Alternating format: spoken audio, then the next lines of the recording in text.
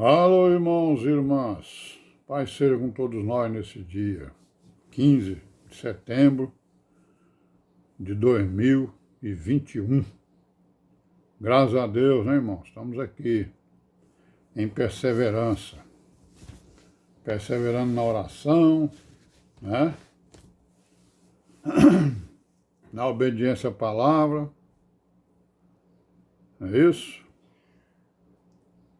Perseverando aí nos caminhos, né? Os caminhos direitos, né? Nas veredas direitas do Evangelho do Senhor Jesus, né? E amém, né, irmãos? Vamos orar, pedir a proteção do nosso Deus, por toda a igreja, para que Ele nos proteja do mal, né? Nos proteja dos espíritos malignos, nos proteja de nós mesmos, das nossas concupiscências e vaidades. Que Ele nos dê aperfeiçoamento na palavra, possa nos dar, né, o entendimento da visão, né, e da visão da igreja em todas as épocas, para que possamos discernir a igreja das religiões, né, principalmente das religiões que falam em nome de Jesus. Que esse é esse é o grande propósito que eu estou tendo aqui, né, ao falar sobre a história da igreja, certo? Para que a gente possa discernir a igreja no meio dessa confusão que é chamada de cristianismo, né? Invocam o nome do Senhor Jesus, não é isso? Mas eles negam a eficácia da palavra, né? São negativistas da palavra, né? Eles negam, falam no nome de Jesus, mas negam pelas obras, né? Negam pelos frutos, né? Como o Senhor Jesus diz. As árvores, né? Ele compara as pessoas com as árvores, né? A árvore que dá bom fruto e a árvore que dá mau fruto. Então nós estamos com esse propósito. Vamos discernir a igreja através dos tempos, né? Dessa confusão que se formou aí com o evangelho pervertido. Que ele foi pervertido desde o início, né? Já quando o Senhor Jesus palmilhava sobre a terra, ele já estava sendo pervertido.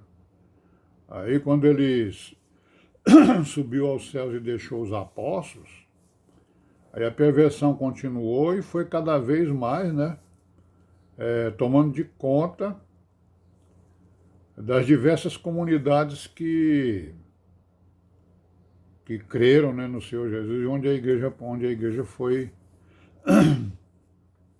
revelada, né, certo?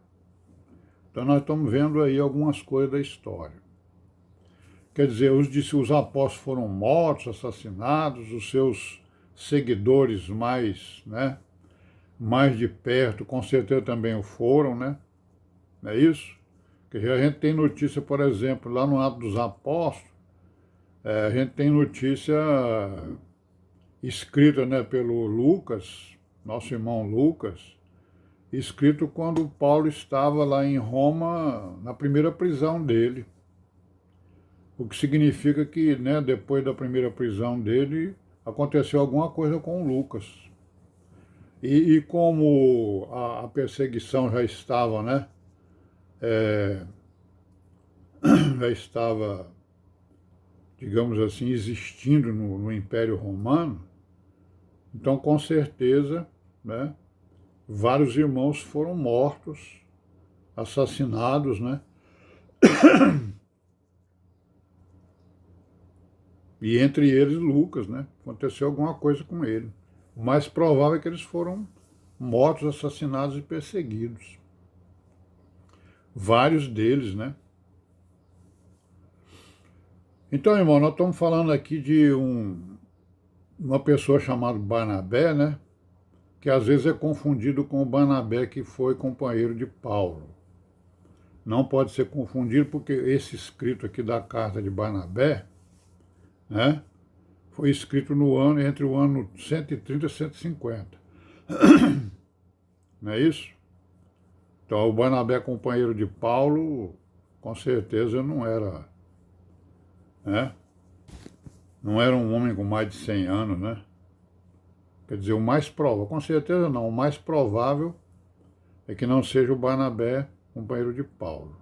Mesmo porque o estilo de escrita, né, está muito ligada a uma interpretação das escrituras que surgiu lá em Alexandria, no Egito. Mas vamos ver isso aí na frente, né? Quando a gente chegar no nome das outras pessoas, que são considerados, né, sucessores apostólicos, nós vamos ver isso aí. Então, esse Barnabé, ao que tudo indica, não é o Barnabé, companheiro de Paulo, é o outro, né, possivelmente oriundo de Alexandria, né, certo? Ou educado nas teorias que existiam lá em Alexandria. Então, esse Barnabé, ele escreveu, né, tem uma carta, né, escreveu algumas coisas, e ele se preocupou em falar um pouco. Nós vimos aqui que ele falou sobre a circuncisão de Abraão, né, e aí ele disse que fez uma comparação, né, com os outros povos vizinhos, né, outros povos da terra, né, que também praticavam a circuncisão, e aí ele perguntou, né, lá na sua carta, se esses outros povos também eram herdeiros da aliança de Moisés, né? Ele responde que não, né? Então a circuncisão, para ele, né? Circuncisão para ele era uma alegoria. Então a alegoria é uma maneira de interpretação das escrituras, né? Que surgiu lá em Alexandria. Por isso é que esse Barnabé aqui, como ele faz alegorias, né, das escrituras com referência a determinadas coisas, presume-se que ele era um discípulo lá dos teóricos de Alexandria, né? Então, por exemplo, na circuncisão, ele faz uma alegoria, na circuncisão de Abraão, né, quando foram circuncidados 318 pessoas, ele faz uma comparação alegórica entre esse número aí e as letras da palavra grega, né? E aí ele vai dizer que esses 318, né? Esses 318 homens representavam o nome de Jesus e a cruz, né? Pela alegoria que ele fez lá com as letras gregas, né? Certo?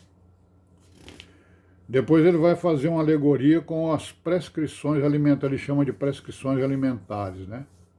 Que é a proibição, né, na lei de comer carne de determinados animais, né? Certo? Aí ele vai dizer lá, né, que os animais proibidos representam, né, as pessoas insensíveis, né? Ele faz essa alegoria, né? Que é o porco, né? A pessoa insensível é considerada como, alegoricamente, como um porco, né? Porque o porco come tudo que ele vê, né? Não se importa com quem trata dele, enfim, ele é insensível. Então, as pessoas insensíveis eram exatamente o porco, né?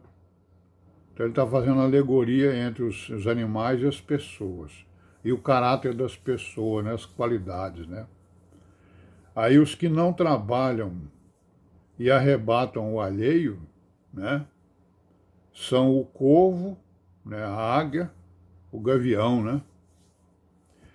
E os que habitam no abismo são os peixes sem escama, né? É a alegoria que ele está fazendo, um tipo de interpretação das escrituras.